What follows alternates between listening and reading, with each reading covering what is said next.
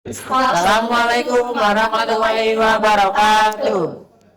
Kami dari kelompok 6 mata kuliah algoritma pemrograman akan menjelaskan video tentang aplikasi sederhana dengan tema laporan keuangan sederhana.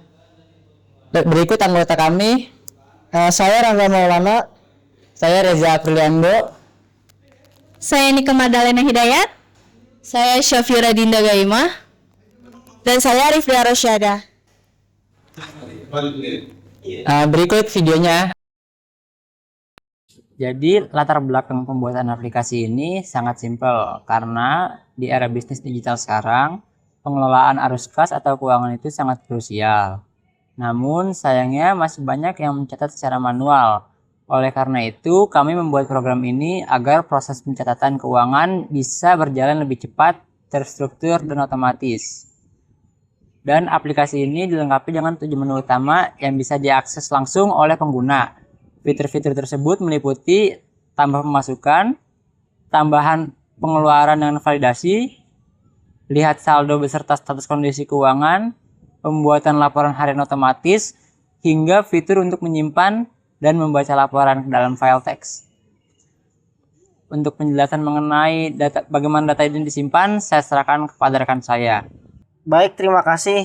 Sekarang kita akan masuk dan membedah aspek teknis dari aplikasi ini. Struktur data adalah fondasi utama dari program kami.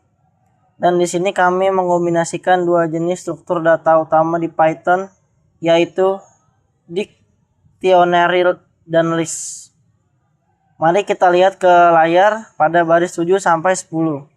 Di sini kami mendefinisikan variabel bernama data keuangan sebagai sebuah dictionary utama. Di dalamnya terdapat dua elemen kunci key. Pertama adalah key transaksi yang menampung sebuah list kosong, dan kedua adalah key saldo, yaitu diinisialisasi dengan angka desimal.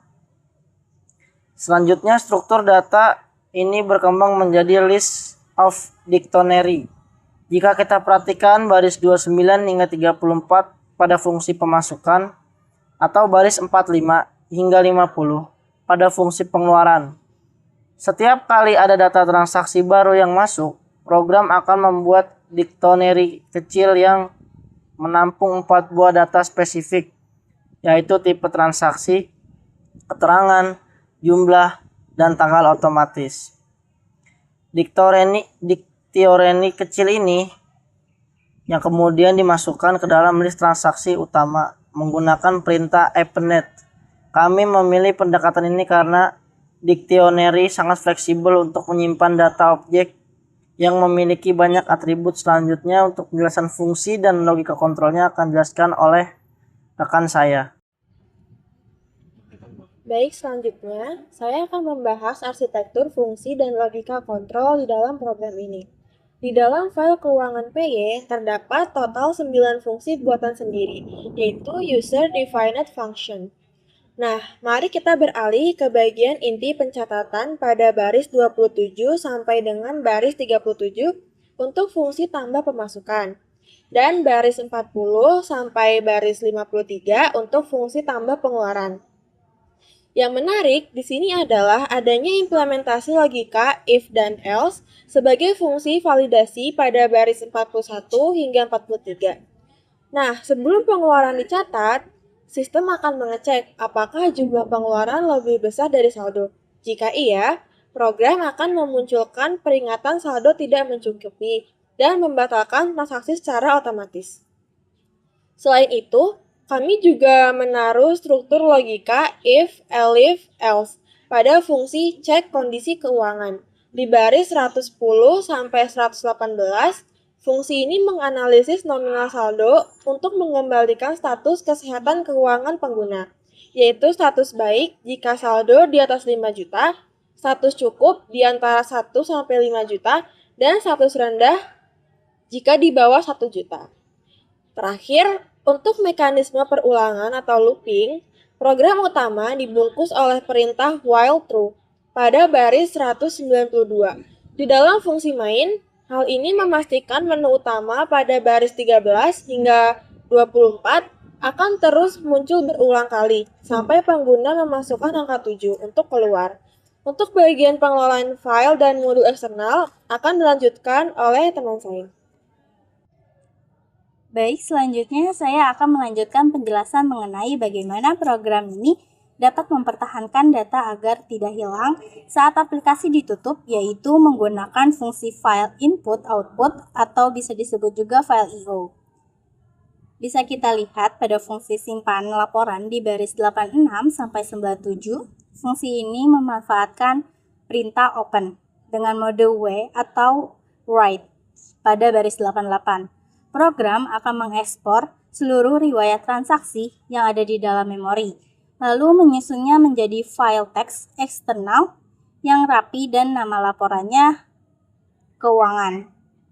Kebalikannya, pada baris 100 sampai 107 terdapat fungsi baca laporan yang menggunakan mode R atau read. Di dalam fungsi ini, kami menerapkan struktur penanganan error atau try expect. Pada baris 101 dan 106, tujuannya adalah sebagai pengaman atau expansion handling. Jika file teks belum pernah dibuat oleh user, program tidak akan mengalami crash, melainkan munculnya pesan error yang ramah di layar komputer. Sebagai pelengkap kalkulasi, di baris 4 dan 5, kami mengimpor dua modul bawaan resmi Python. Modul datetime pada baris 4 digunakan untuk mencatat tanggal dan waktu transaksi secara akurat dan real time. Sedangkan modul math pada baris 5 disiapkan sebagai pustaka bawaan untuk pengembangan kebutuhan matematika keuangan yang lebih kompleks ke depannya. Langsung saja kita jalankan programnya. Pertama, kita jalankan dulu programnya di terminal, lalu muncul menu dari 1 sampai 7. Misalkan kita pilih tambah pemasukan, kita pilih menu 1, lalu masukkan keterangan yang diinginkan. Misalkan di sini kita masukin gaji bulanan dengan jumlah 5 juta. Jika sudah, kalian pencet enter, lalu muncul pemasukan berhasil dicatat. Yang kedua, jika ingin melihat saldo yang tadi kita masukkan itu, pilih menu 3. Di situ akan terlihat status baik dengan keuangan yang sehat. Lalu, misalkan kita ingin melihat laporan keuangan harian, kita pilih yang menu 4. Di situ akan langsung muncul semua transaksi dari transaksi hari ini, total masuk, total keluar, dan selisih bersihnya. Terakhir, jika sudah dan ingin menyimpan laporannya, kita pilih yang menu 5. Nanti file langsung akan terbentuk. Jika sudah, bisa dibuka kembali, memilih menu 6. Isinya akan langsung ditampilkan di terminal. Itu saja dari kelompok kami, semoga bermanfaat bagi kalian semua. Sekian dari kami. Wassalamualaikum warahmatullahi wabarakatuh. Dadah.